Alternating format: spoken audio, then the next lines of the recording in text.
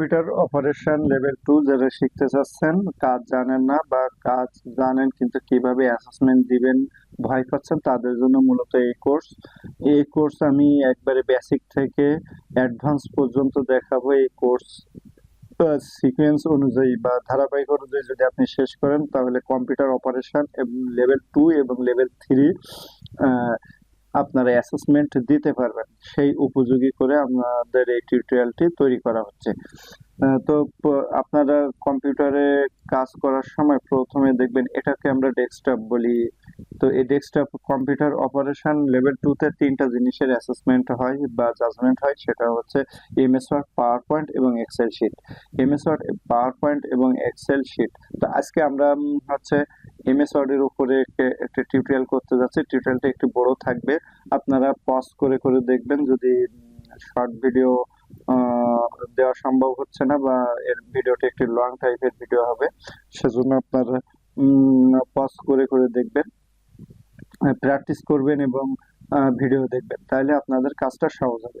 তো এমএস ওয়ার্ডে কাজ করার জন্য আমাদের প্রথম যে জিনিস দরকার, সেটা হচ্ছে একটা ডকুমেন্ট দরকার।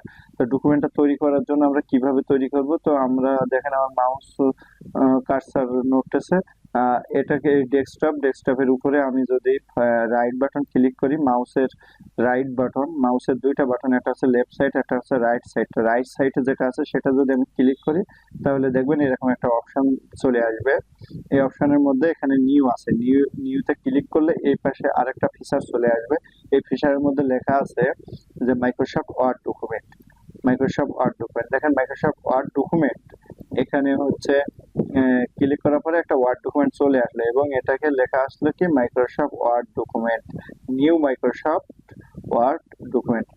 তো এটা মূলত আমাদের ডকুমেন্ট তৈরি হয়ে গেছে। আমি যদি আবারও যাই, রাইট বাটন ক্লিক করি এবং নিউতে ক্লিক করি, তারপর হচ্ছে এখানে লেখা আছে মাইক্রোসফট ওয়ার্ড ডকুমেন্ট। যদি আপনি খুঁজে না পান প্রথম অবস্থায়, তাহলে দেখবেন যে ডব্লিউ চিহ্ন দেওয়া আছে, দেখেন এটাতে পি চিহ্ন দেওয়া আছে, এটাতে পি চিহ্ন দেওয়া আছে, এরকম খুঁজে নেবেন পি চিহ্ন আছে কিনা।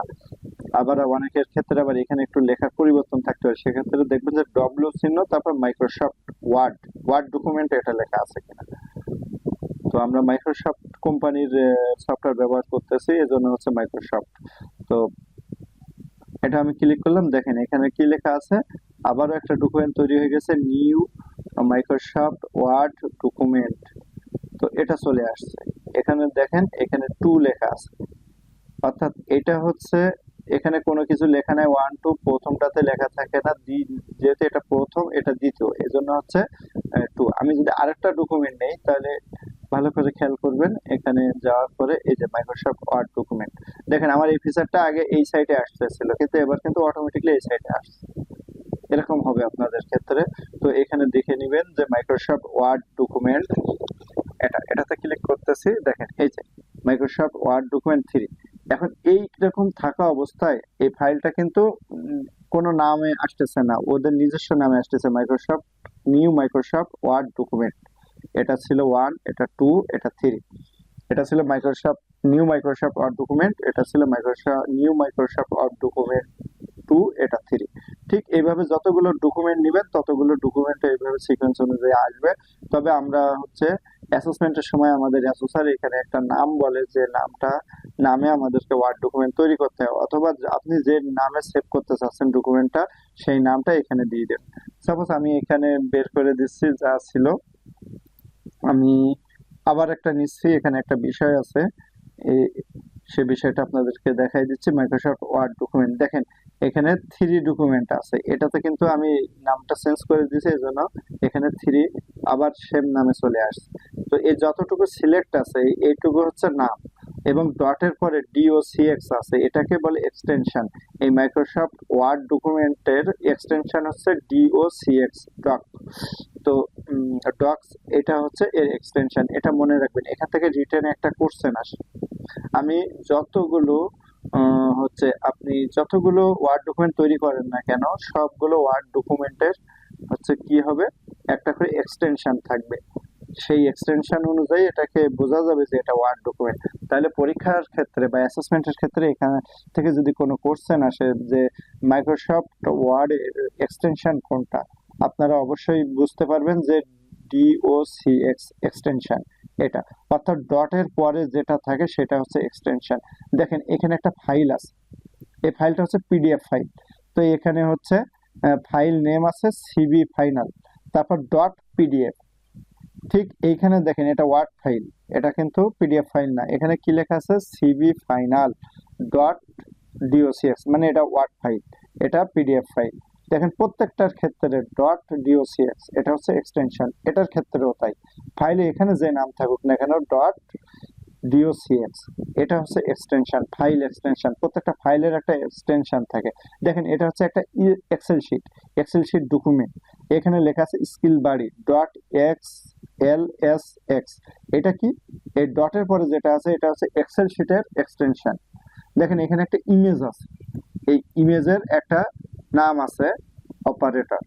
তো অপারেটর এখানে ডট জেপিইজি, এই জেপিইজিটা হচ্ছে পিকচার ফরম্যাট, জেপিইজি এটা হচ্ছে এক্সটেনশন, এই পিকচারের এক্সটেনশন।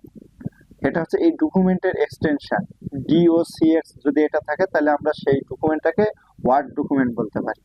দেখেন এটাতে কি আছে পিডিএফ, পিডিএফ ডট পিডিএফ যদি কোনো ডকুমেন্টে থাকে তাহলে সেটাকে আমরা পিডিএফ ফাইল বলতে পারবো। এটাকে এডিট করা যাবে না, বিভিন্ন সিস্টেমে যাবে, কিন্তু এখানে এটা একটা সিবি। তো এই সিবিতে হচ্ছে বিভিন্ন ইয়ে আছে যে পিডিএফ ফাইল, এটা দেখেন এডিট করা যাচ্ছে না সচরাচর। কিন্তু ওয়ার্ড ফাইল যেটা আছে এটার, এই ওয়ার্ড ফাইল ওপেন হচ্ছে, দেখেন এটাকে এডিট করা যাবে, এখানে টাইপিং করা যাবে। এরকম সিবি তৈরি করতে পারবেন, সুন্দর সুন্দর সিবি তৈরি করতে পারবেন, সুন্দর সুন্দর ডকুমেন্ট তৈরি করতে পারবেন এই কোর্সটা শেষ করলে, এমএস ওয়ার্ডের এই কোর্সটা শেষ করলে। তো আমরা যেটা দেখাতে চাচ্ছি সেটা হচ্ছে এক্সটেনশন। এখন আপনি এক্সটেনশন কি সেটা বুঝতে পারছেন। এক্সটেনশন হলো কোনো ফাইলের নির্দিষ্ট ফরম্যাট বোঝানোর জন্য ডটের পরে যে অক্ষরগুলো থাকে সেটা হচ্ছে এক্সটেনশন। যেরকম এখানে দেওয়া আছে পিডিএফ ফাইল এক্সটেনশন। এই ফাইল এক্সটেনশন দেখে বোঝা যায় যে ডকুমেন্টটা কোন টাইপের। যেটা এখানে এক্সটেনশন দেখে আমরা বুঝতে পারতেছি এটা পিকচার, এটা হচ্ছে ডক ফাইল, এটা বুঝতে পারতেছি যে এটা হচ্ছে পিডিএফ ফাইল। ঠিক একইভাবে এক্সেল শিটের এটা যদি দেখি তাহলে এটা হচ্ছে এক্সেল শিট। আশা করি এক্সটেনশন কি আপনারা বুঝতে পারছেন। তো আমি এইগুলো কাজে লাগতেছে না, এগুলো ডিলিট করে দিচ্ছি। কিভাবে এরকম ফাইল ডিলিট করবেন, সিলেক্ট করবেন। দেখেন আমি এই ফাইলটাকে বা এই ডকুমেন্টটাকে ডিলিট করতে চাচ্ছি, এটাকে রাইট বাটন ক্লিক করব। রাইট বাটন ক্লিক করলে দেখবেন যে এরকম ডিলিট অপশন আসবে, অথবা এখানে আপনার থাকবে। যদি এইখানে না থাকে তাহলে এই নিচের দিকে থাকবে, যদি নিচের দিকে না থাকে শো মোর অপশনে দেখবেন, তাহলে সেখানেও পাবেন এই যে ডিলিট অপশন। এখন দেখেন উপরের দিকে নাই, তাহলে এখান থেকেও আমি ডিলিট করতে পারি। এটাকে ডিলিট করে দিলাম, দেখেন ডিলিট হয়ে গেছে। আমি এই ফাইলটাকে ডিলিট করতে চাচ্ছি, আমি রাইট বাটন ক্লিক করছি। রাইট বাটন ক্লিক, এই ফাইলের উপরে রেখে রাইট বাটন ক্লিক করলে আমার ফাইলের বিভিন্ন অপশন আসবে। তো আমি এটাকে কি করতে চাচ্ছি, ডিলিট করতে চাচ্ছি। এই যে ডিলিট এখানে আছে, ডিলিট। তা আমি এই সবগুলো ফাইল একসাথে ডিলিট করতে চাচ্ছি, সবগুলো মাউসের লেফট সাইড চেপে ধরে এখান থেকে কি করতে চাচ্ছি, ডিলিট করতে চাচ্ছি। লেফট বাটন চেপে ধরে টান দিচ্ছি, দেখেন এখানে চেপে ধরে টান দিচ্ছি লেফট সাইড, এখানে সিলেক্ট হচ্ছে। আবার যদি এই ডান দিকে যাচ্ছি, ডান দিকেও সিলেক্ট হয়ে যাচ্ছে। যতগুলো ফাইল ছিল এই এরিয়ার মধ্যে সেটা সিলেক্ট হয়ে গেছে। এই সিলেক্ট করা ফাইলটার উপরে রাইট বাটন ক্লিক করলে আবার দেখেন ডিলিট অপশন আসছে, এই ডিলিট ক্লিক করলাম, দেখেন সবগুলো ফাইল ডিলিট হয়ে গেল। তো এইভাবে আমরা ডিলিট করতে পারি। তো আমরা কিভাবে ফাইল তৈরি করতে হয় সেটা দেখলাম। আরো একটা ফাইল তৈরি করি। আমি এখানে স্কিল বাড়ি নামে একটা ফাইল তৈরি করতে চাচ্ছি, ওয়ার্ড ফাইল। সেটা তৈরি করার জন্য রাইট বাটন ক্লিক করব, তারপর নিউ যাব, নিউ থেকে মাইক্রোসফট ওয়ার্ড ডকুমেন্ট। দেখেন এখানে মাইক্রোসফট ওয়ার্ড ডকুমেন্ট নামে একটা তৈরি হয়েছে এবং নিউ মাইক্রোসফট ওয়ার্ড ডকুমেন্ট এইটুক সিলেক্ট আছে। দেখেন এখন সিলেক্ট নাই, এইটুক সিলেক্ট ছিল কারণ এইটুক যদি আমরা পরিবর্তন করতে চাই তাহলে এইটুক পরিবর্তন করব কোন ডকুমেন্টে। আমি বলছিলাম যে স্কিল বাড়ি এই নামে একটা হচ্ছে ফাইল তৈরি করব। তাহলে S K I double L S skill বাড়ি এটা লিখলাম। দেখেন এবার আর ডট যেটা আছে আমি কিন্তু এটা বের করে দেইনি, এটা বের করে দিলে কিন্তু ওই ফাইলটার ওপেন হবে না। দেখেন আমি আরেকটা দিচ্ছি, তৈরি করতেছি নিউ, নিউ থেকে মাইক্রোসফট ওয়ার্ড ডকুমেন্ট। এই যে আমি যদি এখানে যা আছে পুরোটাই সিলেক্ট করে যদি বের করে দেই, ব্যাক স্পেস চাপ দিলে কিবোর্ডে দেখবেন যে মিডল টাইপে ব্যাগ স্পেস আছে, বা ল্যাপটপের ডান সাইডে ব্যাগ স্পেস লেখা আছে একটা দ্বিতীয় নাম্বার লাইনে। তো এটা ব্যাগ স্পেসটাকে বাদ দিলে, ক্লিক করলে এটা হচ্ছে পুরোটা হবে, চলে যাবে আর কি, ডিলিট হয়ে যাবে, ওই লেখাটা ডিলিট হয়ে যাবে। আমি যদি এখানে কোনো নাম দেই,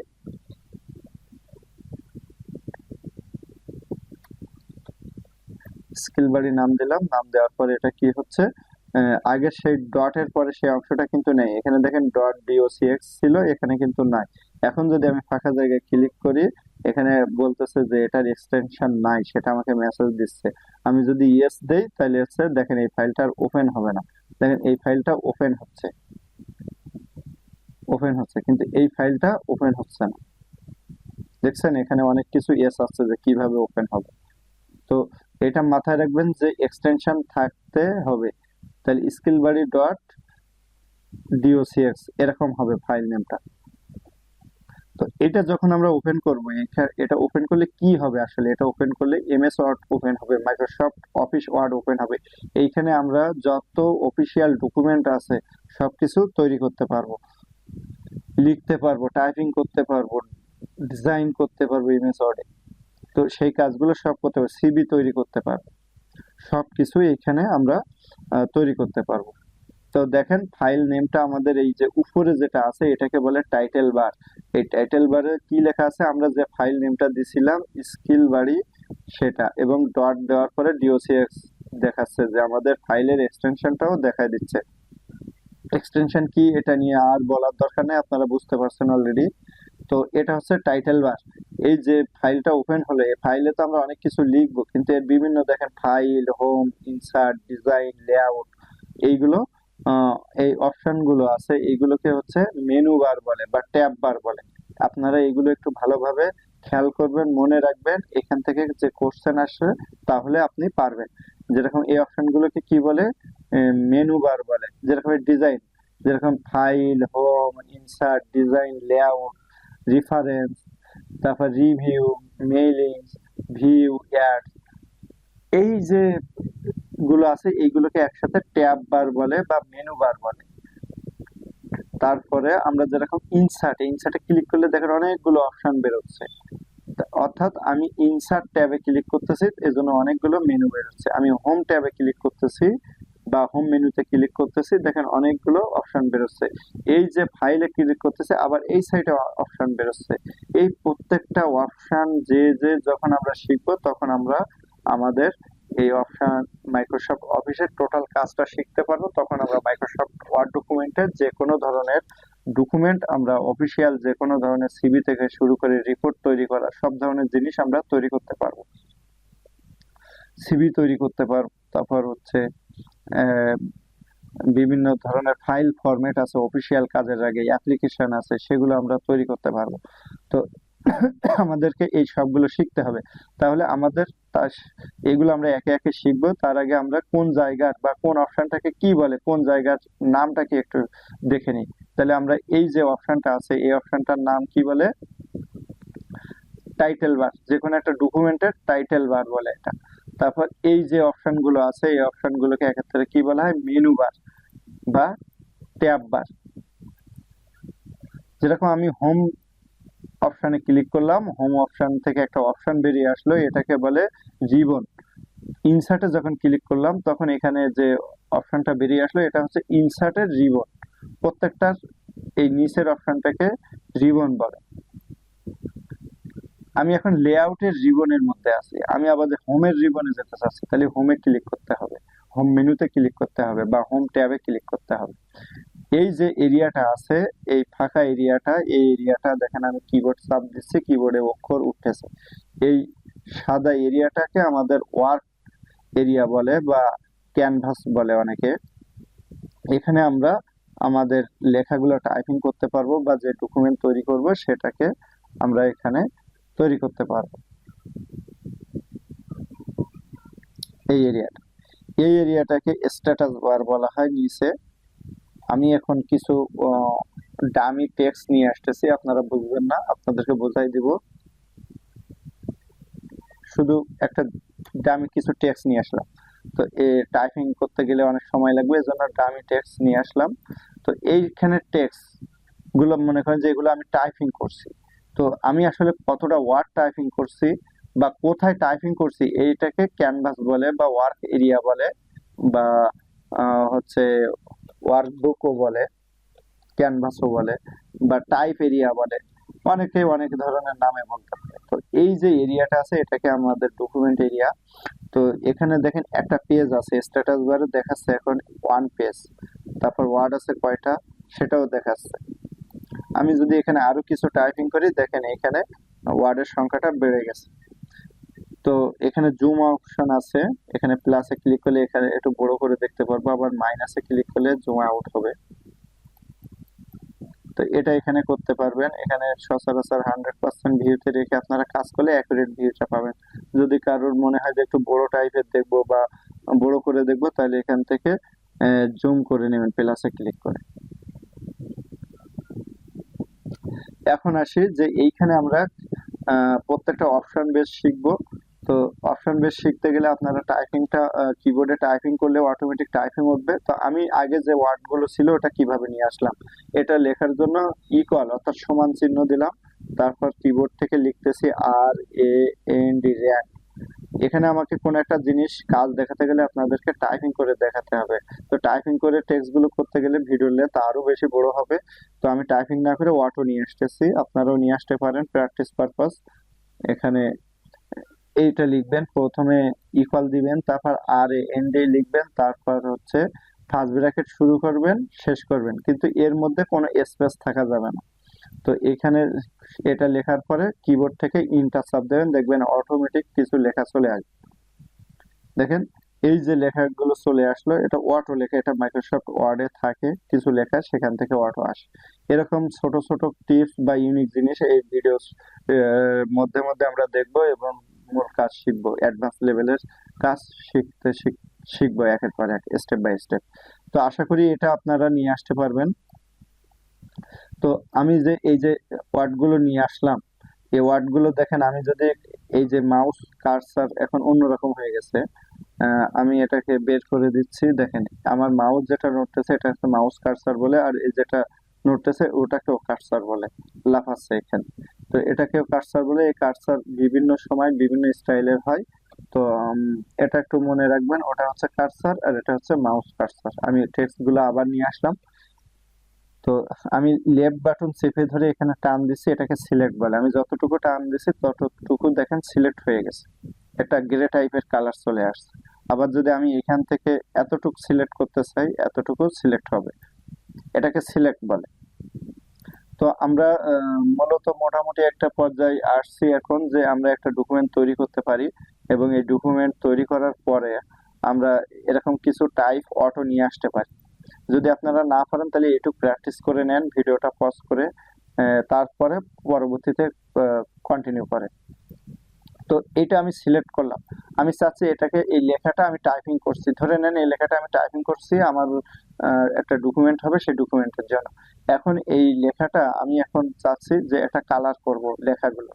তো এই লেখা কালার করার জন্য আমাদের যে হোম অপশন আছে, হোম অপশনের রিবনের মধ্যে এই যে ফন্ট এরিয়া আছে, এই এরিয়ার মধ্যে দেখেন এ আছে, এই এটা লাল হয়ে আছে। আমি যদি এখন এই এর উপরে ক্লিক করি দেখেন লাল হয়ে গেছে। আমি আবার এই টেক্সটটুকু সিলেক্ট করতেছি, টেক্সট বা ফন্ট। ফন্ট বলতে কি লেখা, আমাদের এই লেখাগুলোকে এমএস ওয়ার্ডে ফন্ট বলে বা টেক্সট বলি, আমরা যাই বলি। সেটা সিলেক্ট করলাম, সিলেক্ট করার পরে এখানে আবার এই যে এর উপরে আসতেছি, এখানে সিলেক্ট করতেছি, দেখেন এ চিহ্ন যেটা আছে এটা হচ্ছে ফন্ট কালার। আপনার যদি অপশনের নামটা মনে না থাকে এখানে মাউসের কার্সার রাখবেন, দেখবেন এখানে লেখা আছে ফন্ট কালার। তো আমরা এখানে সিলেক্ট করে কালার দিতে পারি। এই যে এখন আপনার প্রশ্ন আসতে পারে আমরা কি শুধু লাল কালার দেব, না আমরা বিভিন্ন ধরনের কালার দেব। তাহলে সেই কালারটা কিভাবে দিব, আমি এই লাল লেখাটাকে অন্য কালার করতে চাচ্ছি, তাহলে এটাকে সিলেক্ট করলাম, লেফট বাটন চেপে ধরে টান দিচ্ছি। আমি যদি চাই এক লাইন সিলেক্ট করতে তাহলে এক লাইন সিলেক্ট হবে। আমি যদি মনে করি যে এতটুকু সিলেক্ট করবো, আমি যতটুকু রাখবো ততটুকু সিলেক্ট হবে। দেখেন চেপে ধরে টান দিবেন, আবার শেষ করলাম করে আবার এখানে আসতেছি, দেখেন চেপে ধরে রাখছি, এভাবে টান দিচ্ছি, এভাবে আসতেছে। তো আমি এইটুকু লালটুকু অন্য কালার সিলেক্ট করতে চাচ্ছি, সিলেক্ট করলাম এবং অন্য কালার দিতে চাচ্ছি।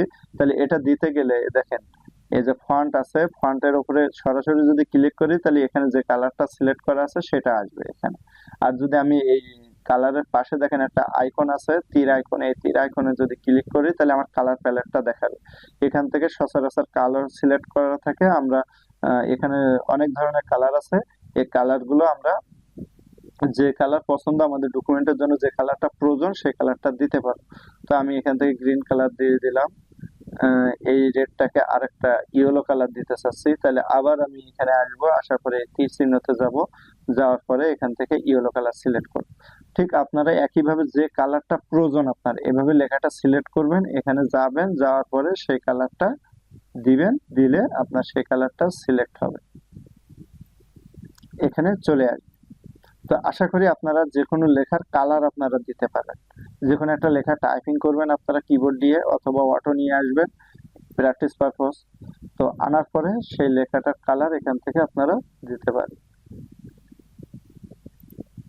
তো কিভাবে কালার দিতে হয়, টেক্সট কালার এটা বুঝলাম। এখন দেখেন এটা হচ্ছে টেক্সট কালার বা ফন্ট কালার, লেখাগুলো কালার আছে। আমি যদি চাই এই লেখার পিছন দিয়ে কিছু কালার দেবো, এটাকে বলে হাইলাইটস কালার। লেখার পিছন দিয়ে কালার থাকবে, যেরকম এটা সিলেক্ট করছি, সিলেক্ট করার পরে একটা গ্রে টাইপের কালার হয়ে গেছে, কিন্তু কালার হয়নি। আমি যদি ফাঁকা জায়গায় ক্লিক করি তাহলে কিন্তু চলে যাবে। তো এটাকে কালার দিতে গেলে আমাকে সিলেক্ট করতে হবে, এই যে সিলেক্ট করলাম, তাহলে আমি পিছন দিয়ে কালার দিতে চাচ্ছি। লেখাটা সবুজ টাইপের আছে এখানে থাকবে, কিন্তু পিছন দিয়ে আমি ইয়েলো টাইপের কালার দিতে চাচ্ছি। তাহলে এর পাশে দেখেন অপশন আছে, এটাকে বলে হাইলাইটস কালার। ঠিক এর ভিতরে কয়েকটা কালার আছে, এই আইকনে যদি ক্লিক করেন তাহলে এখানে এই কালারগুলো আপনারা দিতে পারবেন। এখান থেকে এই যে কালার ইয়েলো কালারটা দিলাম, দেখেন পিছন দিয়ে কালার হয়ে গেছে, এবং লেখার যে কালার ছিল সেটাই আছে, কিন্তু লেখার পিছন দিয়ে কালার হয়ে গেছে। তাহলে আমরা এখন দুইটা জিনিস শিখলাম, কিভাবে আমরা কোনো লেখাকে কালার দেব বা কোনো টেক্সটকে কালার দেব, এবং কোনো টেক্সটের পিছন দিয়ে যে কালারটা হয় ব্যাকগ্রাউন্ডে, বা যেহেতু এমএস ওয়ার্ডে ব্যাকগ্রাউন্ড কালার বলে না, এটাকে হাইলাইটস কালার বলে, এখানে রাখলে হাইলাইট, টেক্সট হাইলাইটস কালার। তো এই কালারটাকে টেক্সট হাইলাইটস কালার বলা হয়, এটা মনে রাখবেন।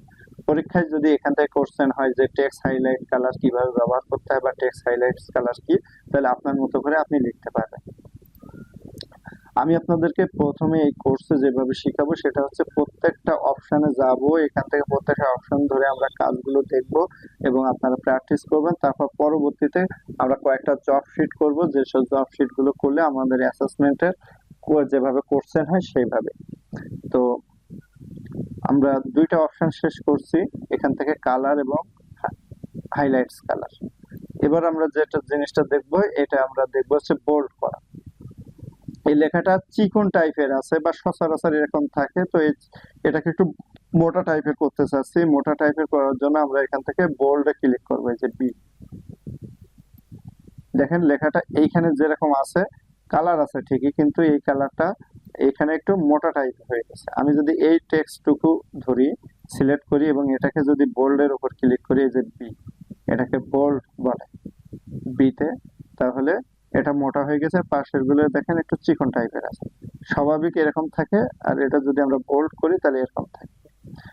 ঠিক এই লেখাটা, পাশের লেখাটা যদি আমরা পাশের অপশনটা ব্যবহার করি, এটা হচ্ছে ইতালিক বলে। ইতালিক মানে হালকা বাঁকা থাকবে, স্লাগ টাইপের থাকবে, মানে হেলাম দেওয়া মতো থাকবে।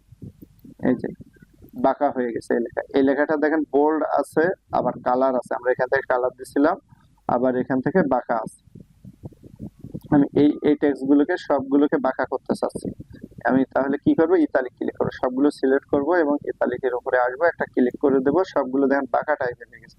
আমি লেখাগুলোকে আবার একটু মোটা টাইপের করতে চাচ্ছি, অর্থাৎ বোল্ড করতে চাচ্ছি, সেটাও আমরা এটাতে ব্যবহার করতে পারবো, এই যে বোল্ড। দেখেন লেখাগুলো বাঁকা আছে, হালকা টাইপের বাঁকা, আবার বোল্ডও আছে।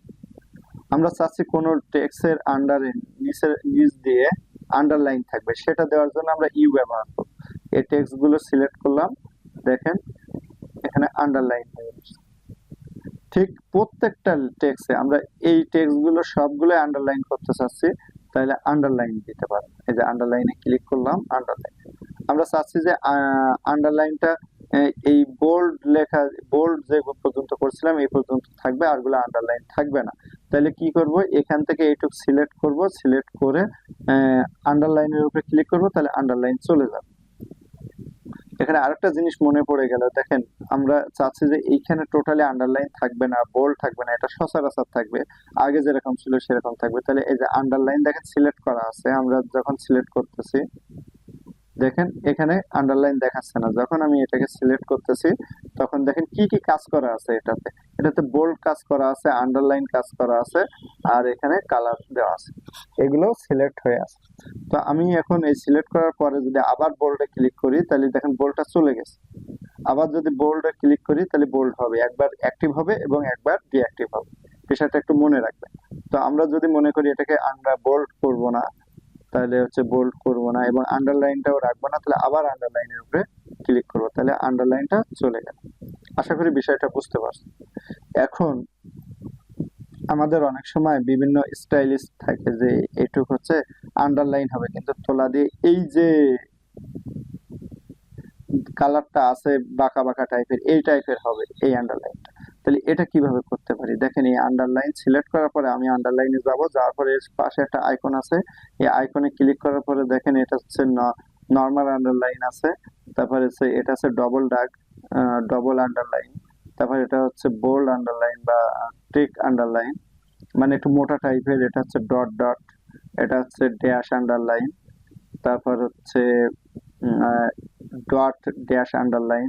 এখান থেকে এইগুলো, এই নামগুলো আপনারা একটু দেখে রাখবেন, কারণ আন্ডারলাইন অ্যাসেসমেন্টের সময় বলবে যে কোন একটা টাইটেল আছে, সেই টাইটেলে বলা থাকবে যে এই টাইটেলটা হচ্ছে ড্যাশ আন্ডারলাইন হবে, ড্যাশ আন্ডারলাইন আন্ডারলাইন হবে, কিন্তু আমাদের কোশ্চেনে বলা থাকবে যে ড্যাশ আন্ডারলাইন।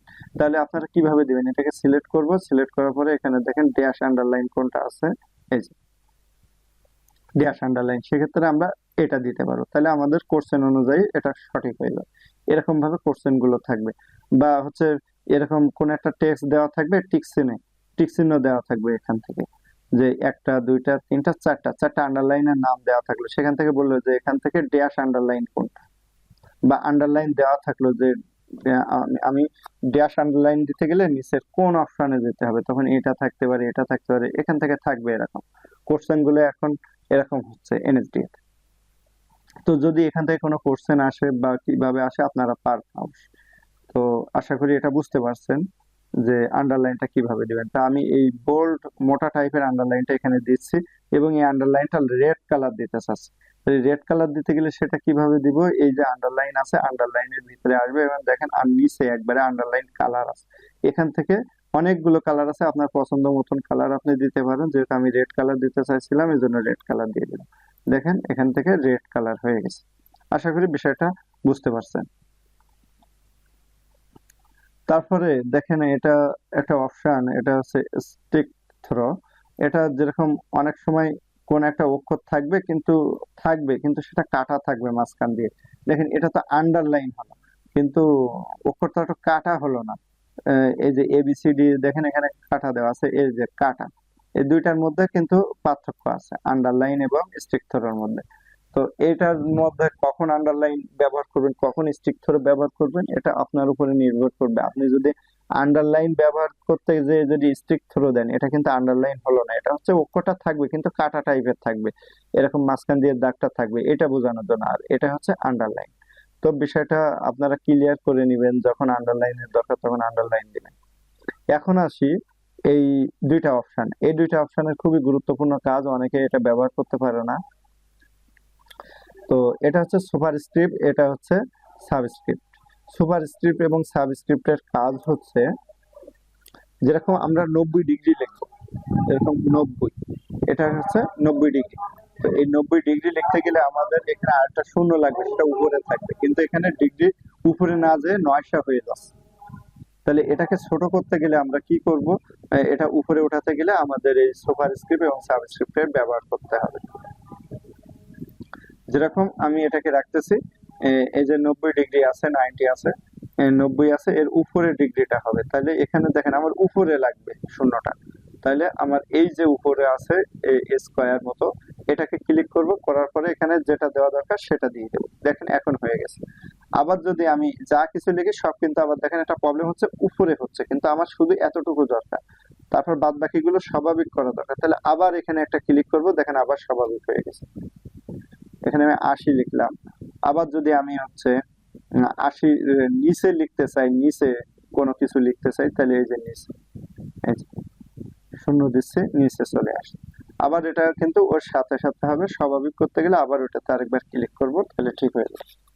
যেরকম আমরা এ স্কোয়ার লিখতে চাচ্ছি, এ স্কোয়ার, তাহলে আমরা কি করব, এ স্কোয়ার মানে 2 হবে এখানে, 2, কিন্তু এ 2 হয়েছে, কিন্তু এ স্কোয়ার বলি না, স্কোয়ারটা হবে কোথায়, এর উপরে হবে। আমি একটু ফন্ট এখানে আপনাদের দেখতে প্রবলেম হতে পারে, তো আমি এখান থেকে ফন্ট সাইজটা একটু বড় করে নিচ্ছি, লেখাটা যাতে বড় দেখা যায়। তো এটা সিলেক্ট করে কোনো লেখা যদি আমরা বড় করতে যাই, তাহলে দেখেন এখানে যাব, এই যে এ আছে, এটা হচ্ছে বড় এ, এটা হচ্ছে ছোট এ। তো বড় এতে ক্লিক করবো যত, তত দেখেন বড় হচ্ছে, আমাদের এটা বড় হচ্ছে। তো আমি আবার বোঝাচ্ছি, কোনো লেখা যখন বড় করবেন, দেখেন এটা, দেখেন আমাদের একটার সাথে বোঝাইতে গেলে কিন্তু আরেকটা চলে যেতে হচ্ছে। আমি কিন্তু বোঝাচ্ছিলাম এই যে এটা, তো এটা আপনাদের ছোট ছোট মনে হচ্ছে, কিন্তু বড় করতে গেলে আপনারা কি করবেন, এখান থেকে যাবেন, আবার এখানে ক্লিক করলে ছোট হবে। আবার দেখেন এর পাশে একটা ফন্ট সাইজ আছে, ফন্ট সাইজ থেকে আপনাদের ইচ্ছা মতন দিতে পারবেন, 72 সর্বোচ্চ দেওয়া যায়। এখান থেকে কিন্তু একটা কোশ্চেন হয় যে ফন্ট সাইজ সর্বনিম্ন কত থাকে এবং সর্বোচ্চ কত থাকে। সর্বনিম্ন থাকে 8 এবং সর্বোচ্চ থাকে কত, 72। এখন দেখেন আমার দরকার হচ্ছে 15 সাইজ, আমার এই ফন্টটার দরকার হচ্ছে 15। আমি এখানে 15 পাচ্ছি না, কিন্তু 14 পাচ্ছি, আবার 16 পাচ্ছি, কিন্তু আমার কোশ্চেনে আছে 15 দিতে হবে, এই লেখার সাইজটা 15 দিতে হবে। তাহলে আমরা কি করবো, এখানে 15টা লিখে দেবো, এই যে এখানে ক্লিক করে যেটা আছে ব্যাক স্পেস চাপ দেবো কিবোর্ডে, তাহলে এটা হচ্ছে চলে যাবে, যাওয়ার পরে এখানে 15 লিখে এন্টার। দেখেন এটা 15 হয়ে গেছে। এখানে কত আছে, 11, কিন্তু আমার এই সাইজটা কিন্তু 15, এখানে ক্লিক করতেছি, দেখেন 15 দেখাচ্ছে। আশা করি কিভাবে ফন্ট সাইজ দিতে হয় এটা বুঝতে পারছেন। যদি বুঝতে না পারেন, তাহলে আমি আরো একবার দেখাই দিচ্ছি, এই লেখাটাকে আমি বড় করতে চাচ্ছি। তো বড় করার জন্য আমরা এই অপশন ব্যবহার করতে পারি, increase option, font increase font size, এটা এটা ব্যবহার করতে পারি। আবার ডিক্রিজ ফন্ট সাইজ যদি দিই, তাহলে ছোট হবে, এটাতে ক্লিক করলে ছোট হবে, আবার এটাতে ক্লিক করলে বড় হবে। আবার যদি আমরা কোনো একটা নির্দিষ্ট ফন্টের মাপে দিতে চাই, সাপোজ 20 দিতে চাই একবারে, দেখেন এটাকে 20 হয়ে গেল। আমি চাচ্ছি যে এটা হচ্ছে 30 ফন্ট সাইজ হবে, তাহলে এইখান থেকেও যেয়ে দিতে পারি। দেখেন এখানে 22, 24, 26, 26 আছে, 28 আছে, 36 আছে, কিন্তু আমি চাচ্ছি হচ্ছে 30 দিতে, কিন্তু এখানে নাই। তাহলে কি করবো, এখানে লিখে দেব, এই যে 30, এখানে কিবোর্ড টাইপ করে লিখে ইন্টার চাপ দেবো, তাহলে হয়ে যাবে। কিবোর্ডে দেখেন 30 হয়ে গেছে। আশা করি ফন্ট সাইজটা বুঝতে পারছেন। তো আমরা ছিলাম এই অপশন দুইটা বোঝার জন্য, সুপারস্ক্রিপ্ট এবং সাবস্ক্রিপ্ট। তো এটা বুঝতে গেলে আমাদের এখানে আসি, যেটার জন্য আমরা ছোট দেখতেছিলাম। তো আমি এখানে আর একটু লিখি, এ স্কোয়ার দেবো, এ লিখলাম। এবার এ স্কোয়ার দিতে গেলে আমাদের কোনটা দিতে হবে, এটা উপরে উঠবে স্কোয়ারটা, তাহলে উপরে এটাতে ক্লিক করে আমার যেটা দেওয়া দরকার সেটা, যদি এ স্কোয়ার এর সাথে আমি আবার প্লাস দিতে চাই, প্লাস আবার 2 দিতে চাই, এরকম দিতে চাই, দিয়ে আবার মনে করেন যে এখানে আবার স্বাভাবিক লিখতে চাই, তাহলে আবার এটাতে ক্লিক, তাহলে এখানে বি দিতে দিলাম, বি দেওয়া, এখানে একটা প্লাস বা কোনো একটা কিছু দিতে পারি, যেরকম প্লাস বি, বির নিচে থাকবে এবার, তাহলে এখান থেকে নিচে আছে, নিচে 2 দিতে চাচ্ছি, 2 -3 এরকম দিতে চাচ্ছি। দেখেন এটা কিন্তু লিখতে পারছি। এই এর লেভেল আর এই বির লেভেল কিন্তু একই, এই প্লাস আর এই প্লাসের লেভেল কিন্তু এক না। এটা হচ্ছে এর উপরে বোঝাচ্ছে, আবার এই বির নিচে কিন্তু আবার এইগুলো বোঝাচ্ছে, আবার এ এবং বি কিন্তু একই লেভেলের বোঝাচ্ছে। আমি যদি এখানে কোনো কিছু উপরে উঠাতে চাই, সেটাও কিন্তু পারবো। সেটা করতে গেলে আবার এখানে ক্লিক করতে হবে, এখানে রেখে কার্সার রেখে ক্লিক। ও, এখান থেকে একটু প্রবলেম হবে, আমি যদি উপরে উঠাতে চাই তাহলে আমাকে এটাকে বাদ দিতে হবে, দিয়ে এখান থেকে এই যে উপরে ক্লিক করতেছে, উপরে উঠে গেছে। তো এভাবে আপনারা যে কোনো জিনিস তুলতে পারবেন, একটু প্র্যাকটিস করলে আপনাদের কাছে সহজ হবে। আমি দেখেন এখানে এ স্কোয়ার প্লাস বি স্কোয়ার লিখতেছি, ফন্ট সাইজটা বড় করে দিচ্ছি,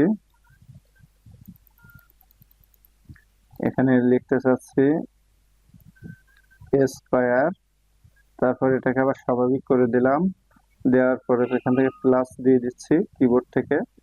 কিবোর্ডে প্লাস সমান যেটাতে আছে সেটাতে প্লাস আছে, কিন্তু যদি আপনাদের না ওঠে তাহলে কিবোর্ডে বাম পাশে শিফট আছে, দেখবেন শিফটটা চেপে ধরে চাপ দিবেন। তো এখানে কি আছে, বি লিখবো, বি, তারপর বির উপরে উঠবে আবার তাহলে এটা হচ্ছে স্কোয়ার। তো এইভাবে আমরা লিখতে পারি। তো এখান থেকে এটা আমরা হচ্ছে H2O লিখবো, যেরকম এইচ, টেক্সটটাকে আবার বড় করে দিচ্ছি, এখানে আরেকটু বড় করি। এইচ, এইচ এর নিচে থাকবে 2, তারপরে এটাকে আবার স্বাভাবিক করবো, এই এইচ এর লেভেলে লিখবো। তাহলে আবার এটাতে ক্লিক করে ডিঅ্যাক্টিভ করে দিলাম, H2O। দেখেন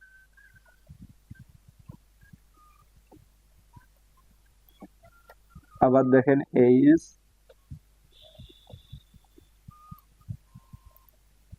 এই যে এইচটা লিখলাম। আবার দেখেন, যদি বুঝতে না পারেন, আমি এখানে এইচ লিখলাম, এইচটা স্বাভাবিক আছে, এর উপরে এর নিচে হচ্ছে 2 দেব। তাহলে এখানে যাব, যাওয়ার পরে 2 দিচ্ছি। এখন 2 দেওয়া শেষ, আমাকে ও দেব, অর্থাৎ পানির সংকেত। দেখেন এটা নিচে আসতেছে, তাহলে এটাকে আমার এইচ এর মতো স্বাভাবিক করতে হবে। তাহলে এটাকে আবার একবার ক্লিক করব, তাহলে এটা দেখেন কার্সার চেঞ্জ হয়ে গেছে। এবার যদি আমি 0 ও দিই, তাহলে H2O হয়ে গেল। এইভাবে যে উপর নিচে যে সংকেতগুলো, এইভাবে আমরা লিখতে পারি। শুধু আমরা এ স্কয়ার, বি স্কয়ার এগুলো না, যে কোনো অক্ষর আমরা লিখতে পারি। যেরকম আমি এখানে লিখলাম এস, এস লেখার পরে আমি এর উপরে আর একটা ছোট করে এম দিতে চাচ্ছি, তাহলে সেটা কিভাবে দেব? এই স্কয়ারে ক্লিক করব এবং এম, কিবোর্ড থেকে এম ক্লিক করব, দেখেন এখানে এম হয়ে গেছে। আশা করি আপনারা যে কোনো অক্ষর এভাবে আপনারা তুলতে পারবেন উপরে এবং নিচে। তাহলে আজকে আমরা এখানে এতটুকু পর্যন্ত আমরা কি শিখলাম? বোল্ড করা শিখলাম, ইতালিক করা শিখলাম, আন্ডারলাইন করা শিখলাম, স্টিকি থ্রো শিখলাম। এটা নিচে নিয়ে আসাটাকে সুপার স্ক্রিপ্ট বলে, উপরে নিয়ে যাওয়াটাকে বলে হচ্ছে সুপার স্ক্রিপ্ট, আর নিচে নিয়ে আসাটাকে বলে সাবস্ক্রিপ্ট। সুপার স্ক্রিপ্ট এবং সাবস্ক্রিপ্ট এটা শিখলাম। ফন্ট সাইজ শিখলাম, ইনক্রিজ ফন্টটাকে কিভাবে বড় করব, দুইভাবে বড় করা যায় এটা শিখলাম। তারপর এখানে আবার কি আছে, ফন্ট কালার শিখলাম। এগুলো মনে রাখবেন, এই যে মনে রাখবেন এবং পজ করে করে প্র্যাকটিস করবেন, দেখবেন যে আপনার ইমেজ ওয়ার্ডের কোনো দুর্বলতা থাকবে না। তো আমরা ফন্টের মধ্যে অনেক কিছু কিন্তু শিখে ফেলছি, বোল্ড করা, ইতালিক করা, আন্ডারলাইন করা, অনেক কিছু শিখে ফেলছি। তো আমি এই টেক্সট গুলো বাদ দিয়ে দিচ্ছি সবগুলো, এখানে অনেক কাজ করা আছে। আমি এখান থেকে ফন্ট সাইজটা একটু 16 বা 14 করে দিচ্ছি। দেওয়ার পর এখানে আবার কিছু অটো টেক্সট নিয়ে আসতেছি, আর এন্ড এটা আপনারা আনতে পারেন সবাই। এই যে চলে আসছে, যেহেতু আমার এখানে কালার সিলেক্ট করা ছিল সেজন্য, তো আমি এটাকে ব্ল্যাক কালার করে নিচ্ছি। কালার কিভাবে করব বলেন তো? মনে আছে আপনাদের নিশ্চয়ই, এই যে ফন্ট কালার থেকে আমি এখান থেকে যে ব্ল্যাক, ব্ল্যাক করে দিলাম। তো এখানে একটা দুইটা অপশন বাকি আছে, এই অপশনটা বাকি আছে আর এইখানে অপশনটা বাকি আছে। তো আমরা এই অপশনটা দেখি, এটা হচ্ছে ফন্ট। ফন্ট বলতে এই যে লেখাগুলোর একটা স্টাইল, সেই স্টাইলটাকে ফন্ট বলে। লেখার বিভিন্ন স্টাইলের হয়, দেখেন এখানে আমি লেখাটাকে এই স্টাইল করে দিলাম, এরকম হয়ে গেল। আবার দেখেন আমি যতটুক লেখা এই এক লাইন করে দেখাই, এটাকে আমি একটা স্টাইল দিতে চাচ্ছি ফন্টের, যে এরকম থাকবে। তারপরে এই লেখাটা আমি ধরে আরেকটা ফন্ট দিতে চাচ্ছি, আমি এখানে এরিয়াল দিতে চাচ্ছি,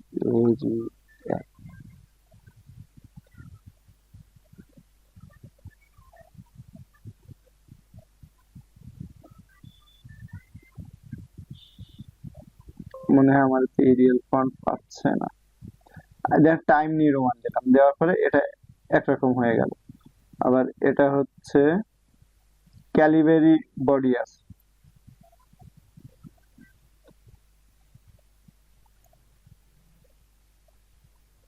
অনেক ধরনের ফন্ট আছে। দেখেন এই ফন্টটা দিয়ে দিচ্ছি আমি এখানে, যে সেটা,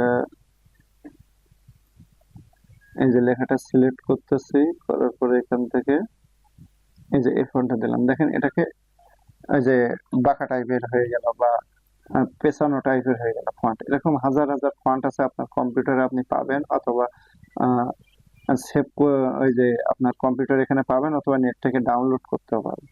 দেখেন কোন ফন্ট দেব, এই ফন্টটা যদি দেই তাহলে এই ফন্ট। তো আপনাদেরকে সবচেয়ে বেশি যেটা কাজে লাগবে সেটা হচ্ছে Time New Roman, Tahoma, Arial Black, এই ধরনের ফন্ট গুলো কাজে লাগবে। তো পরীক্ষায় আপনাদের একটা কাজ দিবে, সাপোজ এরকম একটা লেখা টাইপিং দিবে, কাগজে লেখা থাকবে, সেটা দেখে আপনাদেরকে টাইপিং করতে হবে। তো টাইপিং করার সময় ওইখানে বলা থাকবে যে এটা কোন ফন্ট ব্যবহার করবেন। তো এখানে মনে করেন যে তহমা যদি বলা থাকে, তাহলে এখানে তহমা লিখবেন, সার্চ করবেন।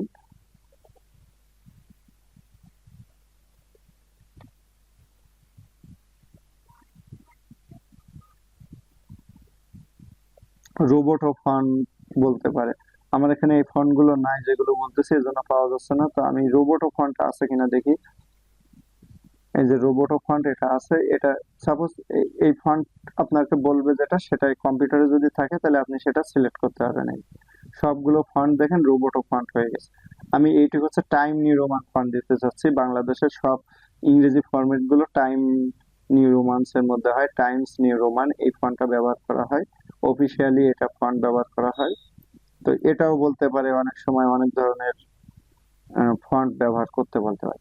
আপনাদের যেটা করতে হবে, এখান থেকে 5টা পপুলার ফন্ট আপনারা হচ্ছে মুখস্থ করবেন। এর মধ্যে হাজার হাজার ফন্ট থাকে, তো সবগুলো মুখস্থ করার দরকার নেই। ইংরেজির জন্য 5টা ফন্ট ব্যবহার করবেন।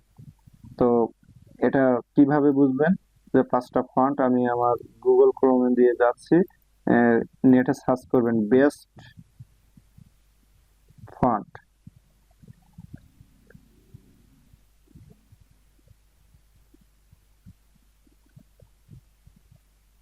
ফন্ট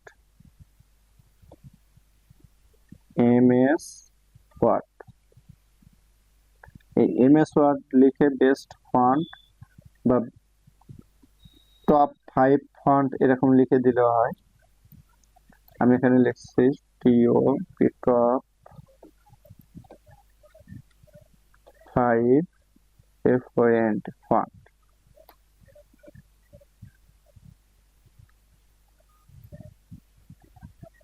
দেখেন এখানে 5টা ফন্টের নাম চলে আসছে। এই 5টা ফন্টের নাম আপনারা মুখস্থ করে নেবেন। এগুলো সব টাইম নিউ রোমান্সও আছে, রোবটও আছে। আবার এখানে দেখেন যে আপনাদের যদি ইমেজে আসেন, তাহলে সেটাও বুঝতে পারেন যে এখানে ইমেজের মধ্যে ফন্টের নাম দেওয়া আছে। বা এখানে লিখে দিতে পারেন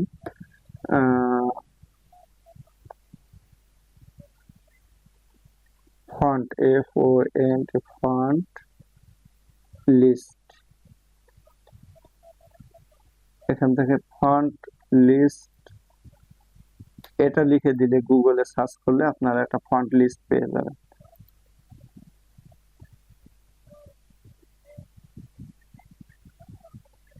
এই দেখেন ফন্ট,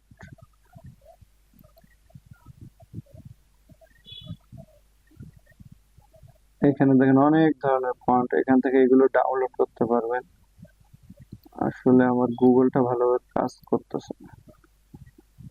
আমি গুগলে যে এখানে লিখলাম টেন্ট font font MS Word WORD list list. এই যে 10টা ফন্টের লিস্ট আছে। এখানে আছে ক্যালিবেরি আছে, এখানে দেখেন টাইম নিউ রোমান্স আছে, এরিয়াল আছে, এরকম পাবেন। তো এখান থেকে আপনারা দেখে নিবেন ফন্ট গুলা। আমি আবার ওয়ার্ডে যাচ্ছি। তো যে কোনো ফন্ট আপনার এখানে থাকবে, এটা ব্যবহার করতে করতে আপনি বুঝবেন। আর যখন আমরা প্র্যাকটিক্যাল কাজ করব, তখন আমরা দেখব যে কিভাবে এখানে ফন্ট অ্যাড করতে হয়, কিভাবে করতে হয়। যখন আমাদের ফন্ট প্রয়োজন হবে, জব শিট করব তখন। তো ফন্ট কিভাবে দিতে হয়, আপনারা এখানে অনেকগুলো ফন্ট আছে, আপনার কম্পিউটারে দেখবেন, সেখান থেকে একটা একটা করে ধরে দিবেন। এই যে এরিয়াল, এটা হচ্ছে এরিয়াল ফন্ট, আগে পাচ্ছিলাম না। এখান থেকে ধরে যদি আমি এটাকে অন্য আরেকটা ফন্ট দিতে চাই,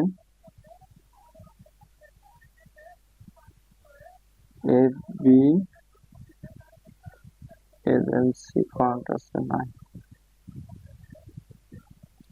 বিভিন্ন ধরনের ফন্ট আছে, বাংলা ফন্ট পাবেন। তো আমরা যখন বাংলা টাইপিং করা শিখবো, তখন হচ্ছে আমরা এটা দেখবো।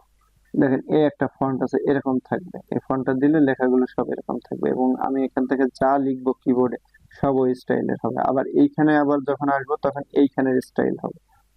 যে ফন্ট যেখানে যেটা দেওয়া আছে, এটা রোবোটো ফন্ট আছে এখানে, দেখেন এই রোবোটো হচ্ছে।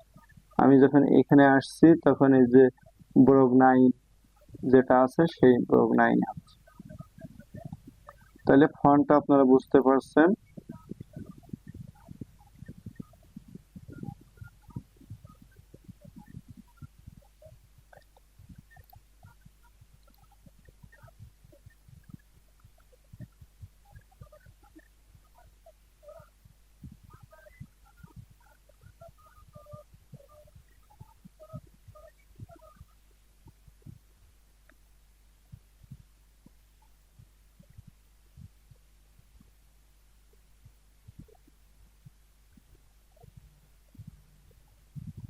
দেখেন আমি একটা ফন্ট সিলেক্ট করছি এখানে,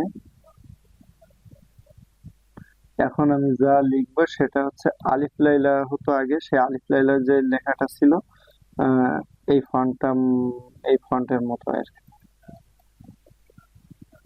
দেখেন এখানে আমি যা লিখবো এখন সেটা হবে।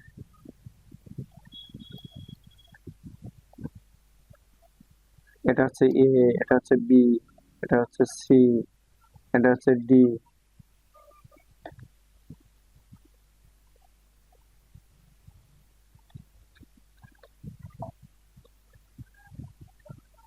আমি আবার নতুন কিছু টেক্সট নিচ্ছি, এটাতে ফন্ট দিচ্ছি, ফন্ট এটাতে আমি দেখি রোবট ফন্ট আছে, এখান থেকে এই যে আলফা কপি এই ফন্টটা দিলে দেখেন মনে হচ্ছে আরবি, কিন্তু এটা আরবি না, এটা হচ্ছে ইংরেজি লেখা বা উর্দু লেখার মতন মনে হচ্ছে, বা অন্য কোনো লেখার মতন মনে হচ্ছে, অ্যারাবিক টাইপের। তো আসলে এটা না, এটা হচ্ছে ইংলিশ, কিন্তু ফন্টের নাম হচ্ছে আলফা কপি, এটা সায়েন্স ফন্ট। তো এটা আপনারা করতে পারবেন, এরকম বিভিন্ন ধরনের ফন্ট ব্যবহার করতে পারবেন। আরেকটা বিষয় হচ্ছে এই অপশনটার কাজ হচ্ছে সেন্টেন্স কেস।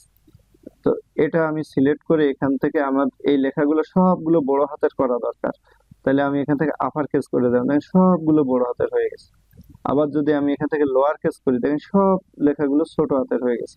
আমি একটা লেখা টাইপিং করছি, পরবর্তীতে যদি আমার এরকম প্রয়োজন হয় তাহলে আবার আমরা রিটাইপ করি, কিন্তু সেটা করার প্রয়োজন নেই, এটা আমাদের অপশনে দেওয়া আছে।